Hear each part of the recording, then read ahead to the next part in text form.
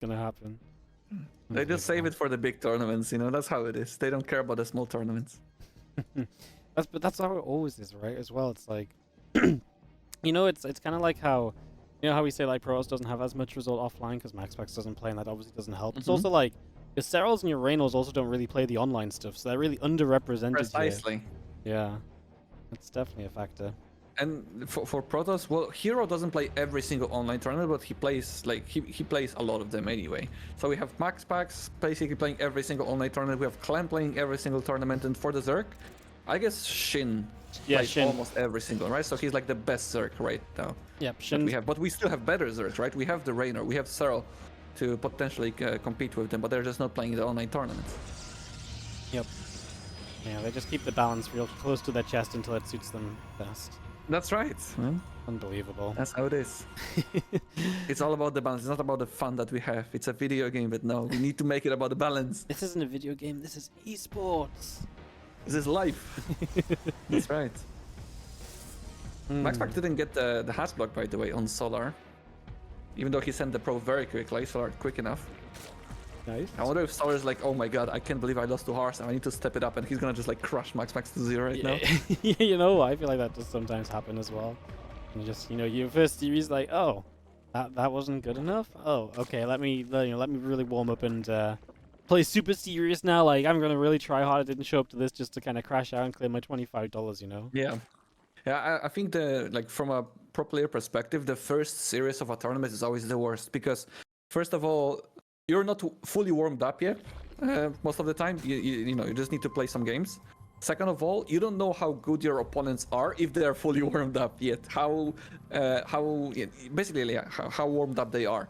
So the first series of the day is the hardest.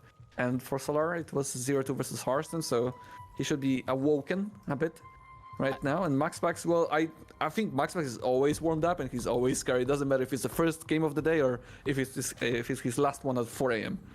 I think this is why Clem wins so much, because if he gets through the first series, he just like, that's the most dangerous point for Clem, the first series. That's what I thought, but I played his first series, right, in my group, and then he just crushed me to 0, like he played better than ever. Usually he's like, I don't care, no, I'll just win versus him, whatever, he'll do some mistakes here and there. He was freaking try-harding his Reaper Hellions running around, 4 siege tank push. I'm like, god damn it, Clem, take it easy. Maybe he woke up a bit earlier today. Yeah, I didn't see him online though. He didn't warm up. Yeah, well, you know what it is, like, absolutely crashed. He was talking about this to someone recently. I can't remember where. I guess it must have been Home Story, but he was like, yeah, you know, I'm not a DJ anymore. I know I have to be awake for 12, so I go to sleep at 5 a.m. I wake up at 11:45. He's like, you know, sometimes the first series doesn't go so well, and if I not get knocked out, it's okay because I can go have a nap. I'm like, oh my god, it's so true because that's how he plays as well. I had a first series versus him at Home Story Cup, and we were supposed to start at 1 p.m. 12:55, he was at the players' area setting up. Yeah. Yep. That's really cool. Doesn't mess around, man. When I have the first series of the tournament, I actually wish it's Clem, because that's the potential, the potential's my highest there. possible chance. Yeah. It's just my possible chance. Love it. Right. First 4 minutes of PvZ done, now we can start casting, right? Yeah, that's how I pretty much do it. There's nothing to talk about in this matchup until the first oracles getting out, so... I mean, sometimes they throw down It's Twilight. sad, right? It's sad. It's a bit sad because with the energy overcharge, you're even more there's like even more incentive to just start Stargate to use the energy overcharge, right, on your units. Like Twilight Cancel openers are just worse. Like they're still good, you can still do it, but it's just even better to start with Oracle. Yeah. Yeah, I actually never thought about that, but yeah, I guess Oracles really did just take a big buff, so yeah, no, I guess that makes a lot of sense. Yeah. Now this matchup's always been very slow to start. It's just the way it kind of works out, unless someone does something really crazy, but again, for the standard, that's just not really the plan. Very similar opening to what Hearthstone was doing, double Oracle, third base, Twilight Fort in the meantime, 4 gateways, almost a mirrored build here for MaxPax. Also clear up some of that creep tumors I was talking about in the previous series. MaxPax always active with his units, just like Clem in all of his matchups. I really like that, how he's making use of all of his units, all of his abilities as much as possible, and also not really missing a beat with macro behind this. It's very good set of priorities in his games. I really like that about MaxPax. Yeah. MaxPax is fascinating to watch. Because you already just head straight into that blink and +1, obviously just off the 2 oracles. 2 oracles can get a lot done now, so obviously not always needing a 3rd oracle can just speed some things up as well. Yeah, it's 150 gas that you could be using for more stalkers, a faster Templar archives, a robotics facility, or just 150 minerals for additional gateways, or a potential faster 4th base. Right now, MaxPax is warping in 3 stalkers at a time, even though he has 4 gateways. One of his oracle very high energy. Wouldn't mind just seeing a stasis trap somewhere around, but where's Solar going with his queens? Okay, he would just step out of the creep for a moment, just spreading the creep. Still no 4th base for MaxPax.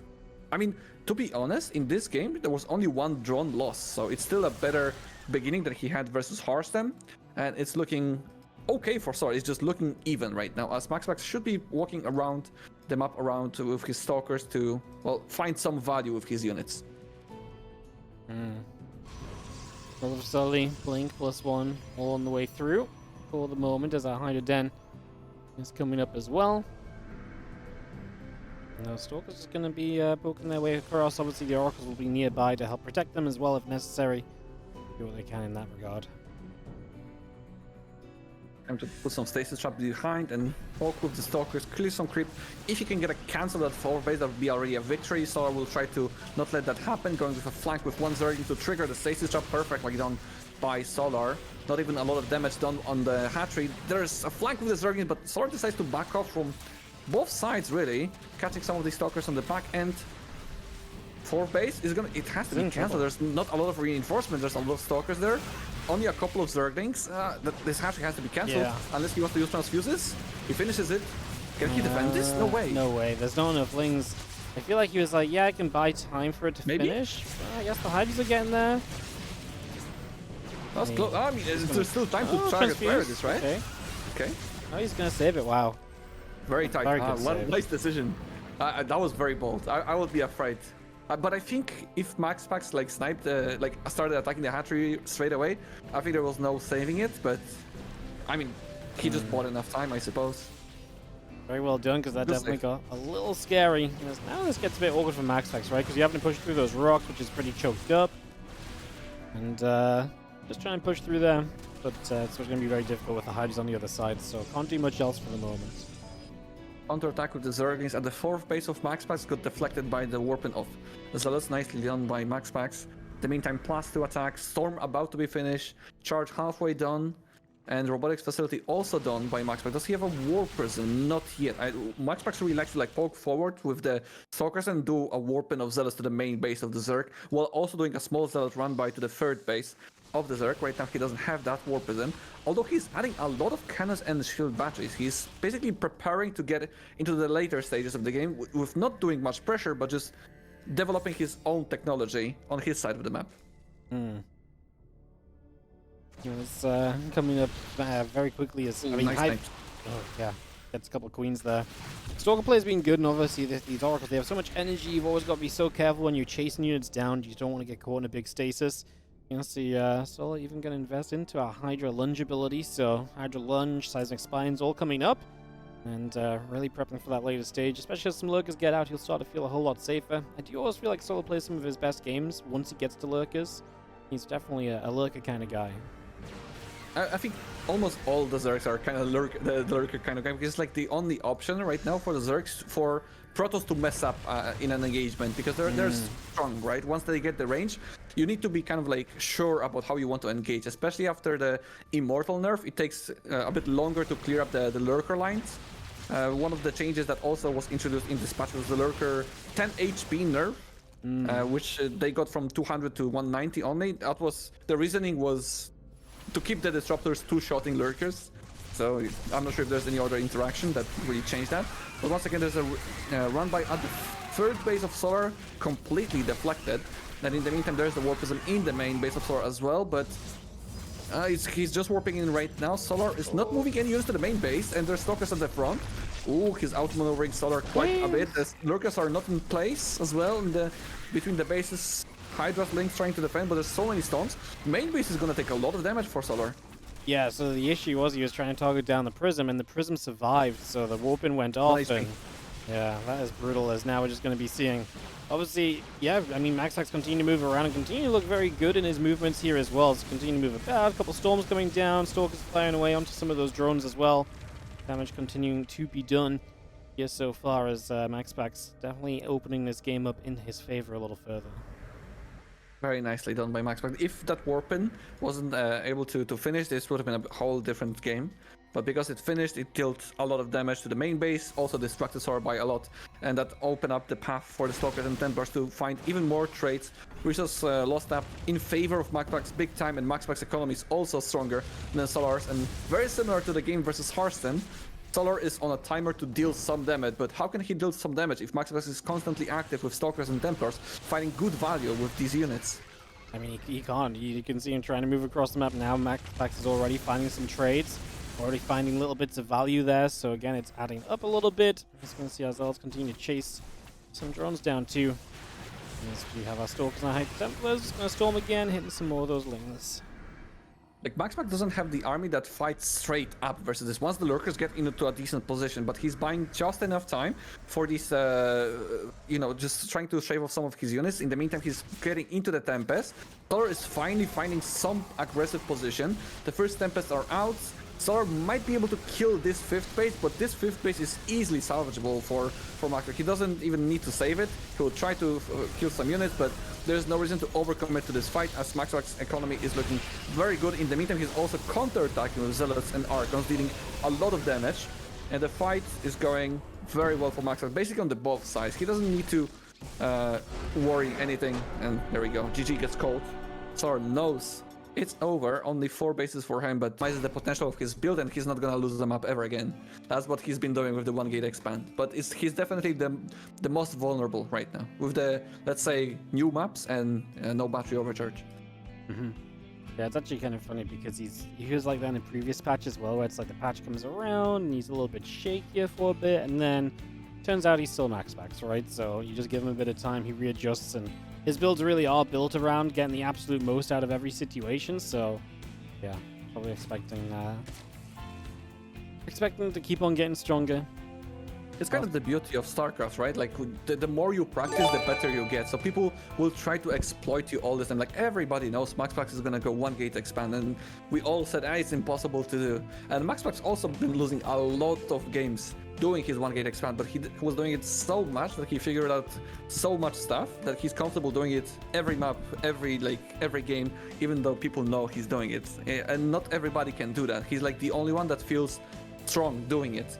And some people, you know, try to break him every single game, and they just can't. I'm one of those people. At least you know it. At least I know. I take a game from him from time to time. Cheeky. Oh, look at this! I'm expanding. Ha! Psych. Nexus cancel 4 gates. Fool on him for not expecting it, though. I'm playing macro.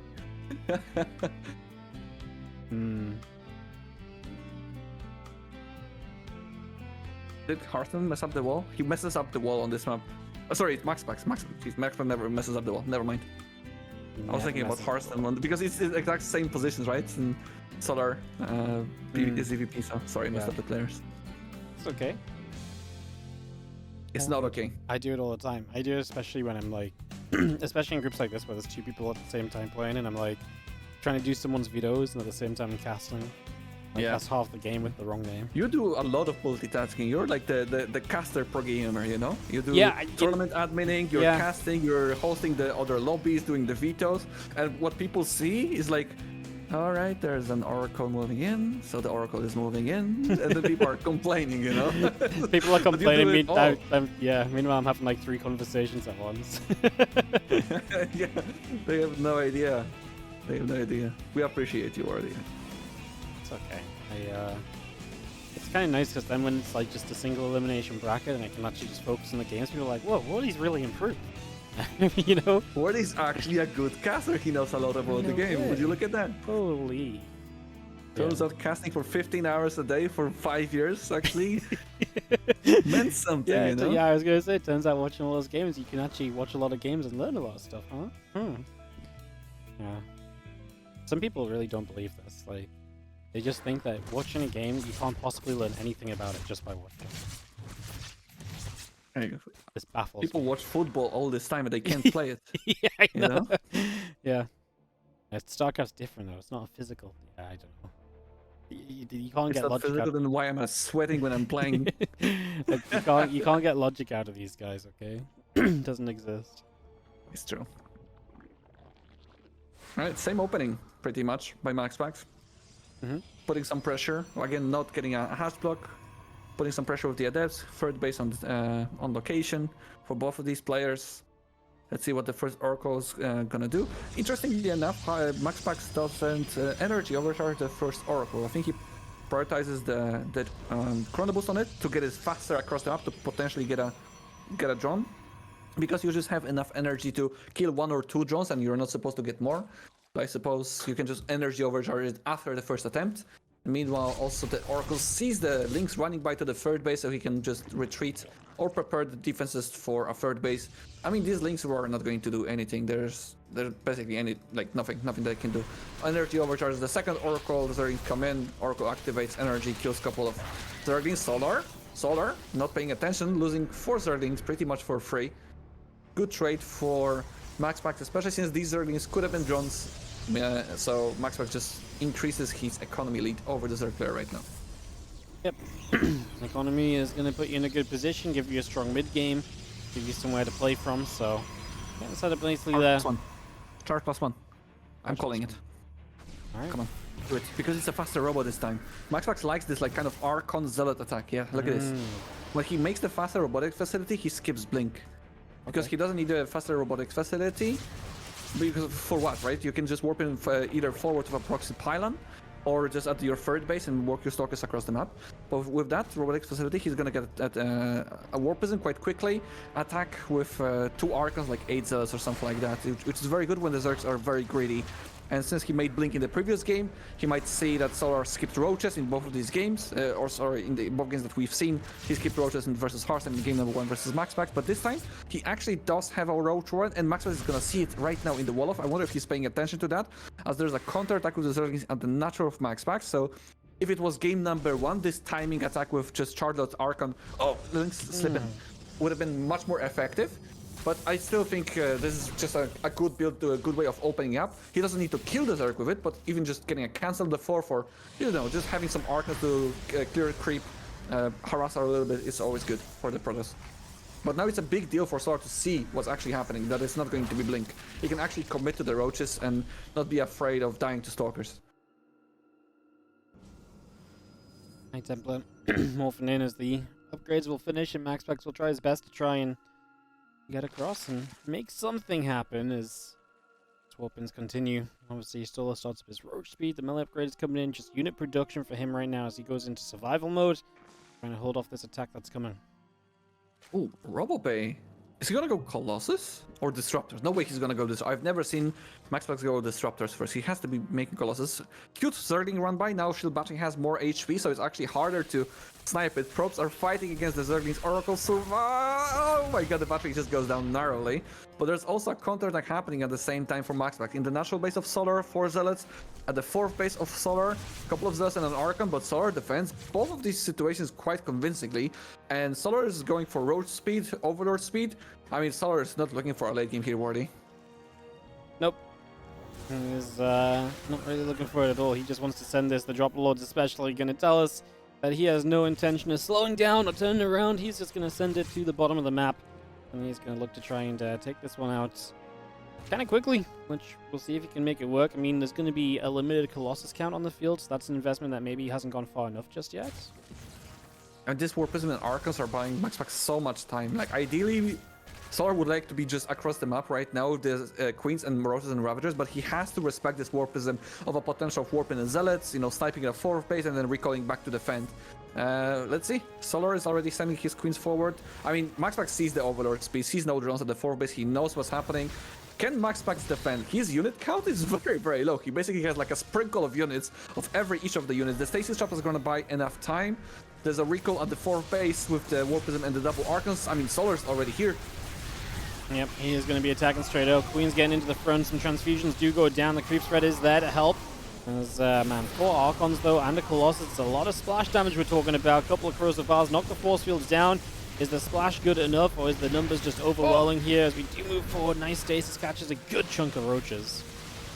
And all the units that Solar needs, right? Like he needs the overwhelming numbers. He's kind of sloppily attacking. Like the 6 roaches are stuck in the stasis. A couple of them were also attacking this Archons for no reason whatsoever. Bit of a sloppy attack. I mean, could be just NA, you know, a bit of lag in there, but still Solar's army is looking strong. There's really nothing that from MaxPax's army that really deals with the Ravagers. He just needs to try to dodge them. Colossus is not that helpful versus the Zergling because he has the Archon for the Zerglings. Roach is just jumping on top of this MaxPax's army, and looks like Solar has finally found his map win. He's looking very strong if he can just close this out. Yeah, just going to keep on getting through some of those important units right now, knocking those down. Solar's aggression has seemingly been the way for him to go. And there's 36 probes already died, so major economy damage dealt. I mean, we're trying to preserve a couple of these tech units right now. One Colossus has to kite back, the other one's jumping up and down in the Warp Prism. Roach Ravager still moving over to the left side as our Blink is coming in. And it will be finishing very soon as a whole chunk more Zealots get warped in as well. Yeah, that's the thing. Like, this is the Solar I know, you know? Just Roach Ravager, Queen. Let's go. I mean, MaxPax maybe can defend, maybe. But there's so many roaches, there's nothing that deals with the roaches. There's one single Immortal that needs to be juggled for his life. There's also a Colossus that has to be juggled for his life, which means the third base is going to be killed 100% if Solar decides to go for it. He's going to snipe the Cybernetic score with the Ravagers, at least he tries to. The third base is going to get killed. There's only Zealots and Archons for MaxPax. He's trying for his dear life. I've seen MaxPax win these kind of games, you know? Maybe not necessarily versus Solar, but there's a potential, so I don't mind him trying till the very end. Tire out Solar a bit for game number 3, potentially. I mean, MaxPax is down 100 supply pretty much. The Roaches can one-shot the Archons, one-shot the Colossus, one-shot the Immortal if they decide to do so, if MaxPax slips up with the Warp Prism Micro. And it's all Solar in this game number 2 as he's going for Hype, Lurker, then not slowing down whatsoever. Not slowing down at all. Those Roaches keep on attacking. Archon's going down. It's going to be seeing the Colossus falling, Zealots and the Archon, the Immortal coming over. And it's going to be seeing the Hydras coming up as well. GG. GG. Solar's first map victory in your turn. Shows kind of how good it has to be to beat him as well, right? Because even that was super tight. Did not necessarily look like it was going to be good enough for a while. Do you do player introductions? Nah, kind of not. No. That's good. Like, sometimes I do when I'm trying to kill time, but... But you don't do hype player introductions? No, I don't do hype. Like, only for, like, maybe, like, the playoffs or something, you know? Like, playoffs, finals. I think player introductions for game number 1 are okay. But like for game number 2, game number 3, like, not really. Like, you can just say, hey, this is a guy and this is a guy and that's it. Yeah, I think... People know, right? Like, after 15 years... Online, it makes no sense. I think offline's kind of nice because it gives each, you know, the crowd a chance to cheer for each player and stuff. But yeah, I think it is just kind of it's just become a normality, and sometimes you just do them out of habit as well. So yeah, I agree. Completely unnecessary. Guess, buying time is also one of these things, right? Get the observer to show off as well, you know, spin here and there. Yeah, I mean, it does fill in the first minute and a bit of the game if you really drag it out. So there's benefits. You can also sell a story, right? Like Rotterdam does that a lot, you know, like the tournament life on the line, the #1 player in the world actually struggling or something, like the history between these two players or something. I think it's fine. But it doesn't have to be in every single introduction, right? That's also much better when we're not, like, you know, casting an online cup. Yeah, of course, yeah, for $50. It's like, this is it, Solar's McDonald's today, maybe paid for. You might get 2 McDonald's, you might get a family meal, you know? That's right. Maybe get some large fries in there. Instead of the small ones, you know? Yes. Do you like McDonald's, Wardy? McDonald's? I actually... What's your rate? What do I rate McDonald's? Honestly, for what it is, because if you go to McDonald's knowing what you're getting, like, I'd say it does what it does very well, I think. I agree. So... And I'm not ashamed to say that I eat it more than I should. Yeah, honestly, especially since I live very nearby McDonald's. Yeah, maybe that's why. Man, you know what's really good in Poland? Polish KFC is really good, actually. What? Yeah. Okay. I agree because I've been to other KFCs across Europe and across the world. Yeah. And I agree, Polish KFC is good, but I still, for some reason, just feel ill after KFC. Yeah, I don't think it's great in general, but like when I had KFC in Poland, I was like, man, this makes me want to go back home and have KFC. I have KFC at home, like. Where was I? I was eating KFC. Where was? We were in Iceland with my girl for like vacations. And we're like super hungry, super late at night. The only thing open is KFC. I'm like super hungry. All right, let's try KFC. I even see a Polish language on the menu right there. I order the things that I like. I'm like, okay, this looks good. It was the worst KFC I had in my life. It was so terrible. I couldn't, like, even the fries were terrible, man. I couldn't eat it. Like we left like half of it. I didn't feel very well after that as well. So definitely cannot recommend KFC in Iceland. I'll keep that in mind. Very low chance I'm ever gonna have KFC in Iceland, but now I know not to try it. Hey, maybe if you fly, don't you fly through Iceland, like to Canada, for example? No, I always fly to London and London wherever. London has direct, right? Yeah.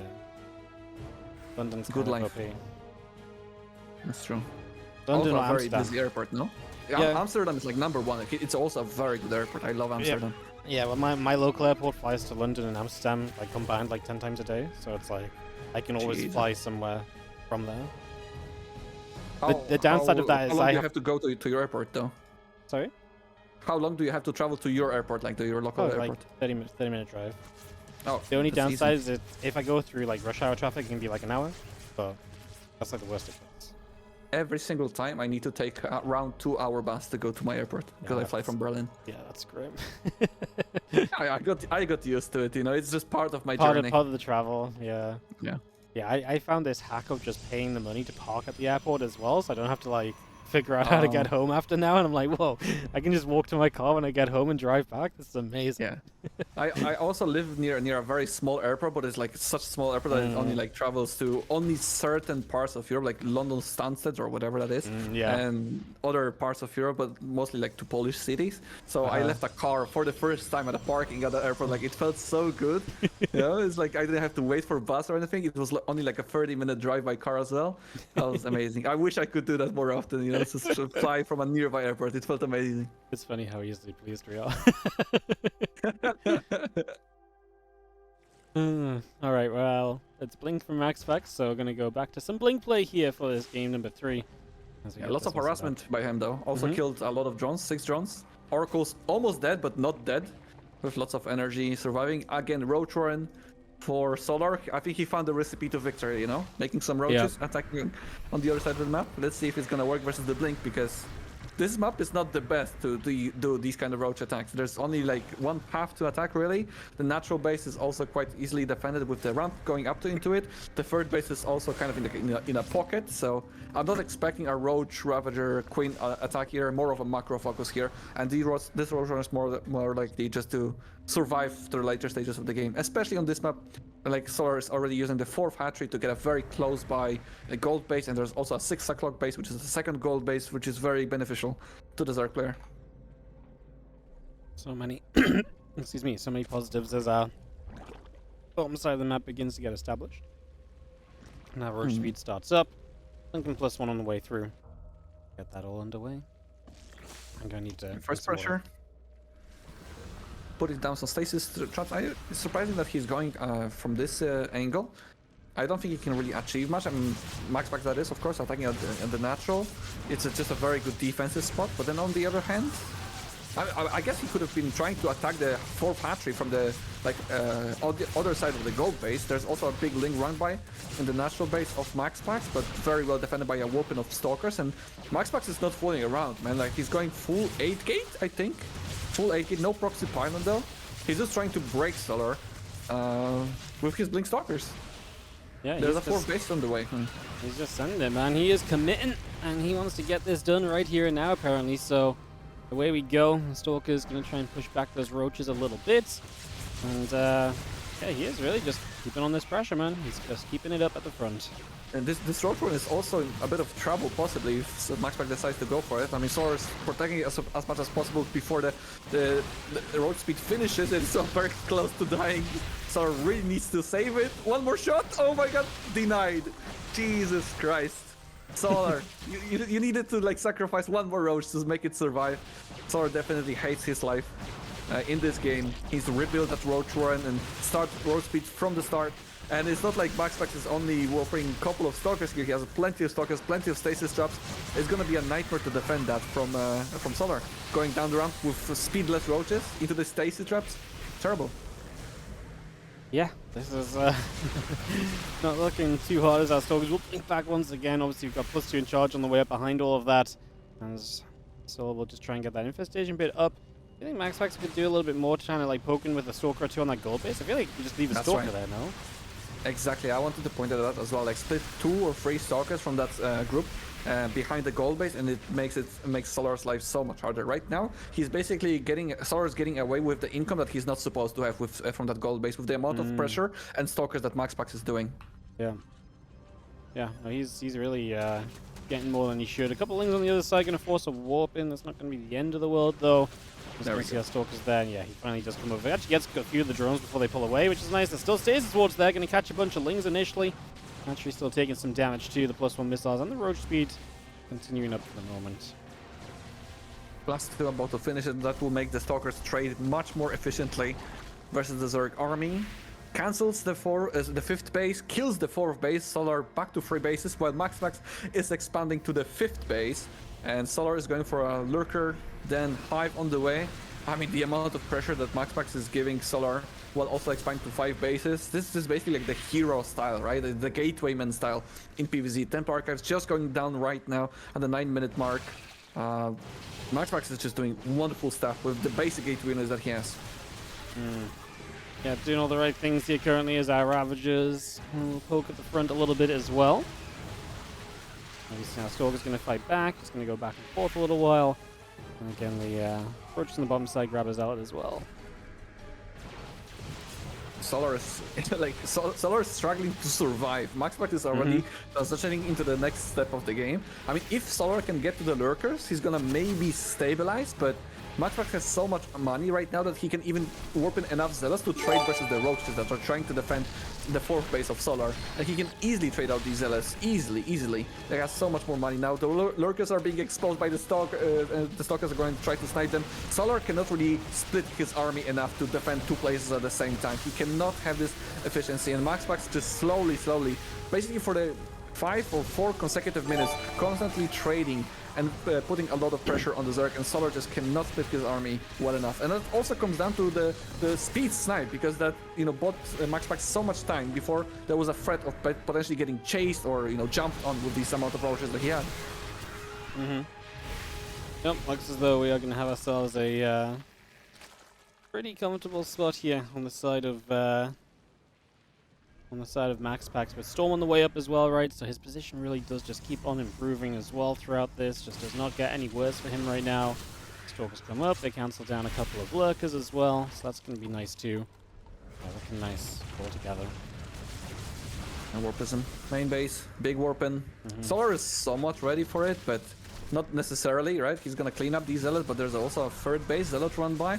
I mean, if Solar cannot defend 3 bases, then that will be a big problem. MaxPax blinks on top of the 4th. Once again, big cancel. MaxPax fully saturated 5 bases, 92 probes. I wouldn't mind even seeing a fleet beacon and a couple of Stargates right now, because Solar definitely cannot afford a Spire and Corruptors on top of that. He can maybe deal with the ground army with the amount of lurkers that he has and the range upgrade, but era transition would be basically death sentence for Solar. Yeah, no, this is not going to be getting too much prettier at all. As another Storm comes down, the Roach Ravager going to get turned the other way again.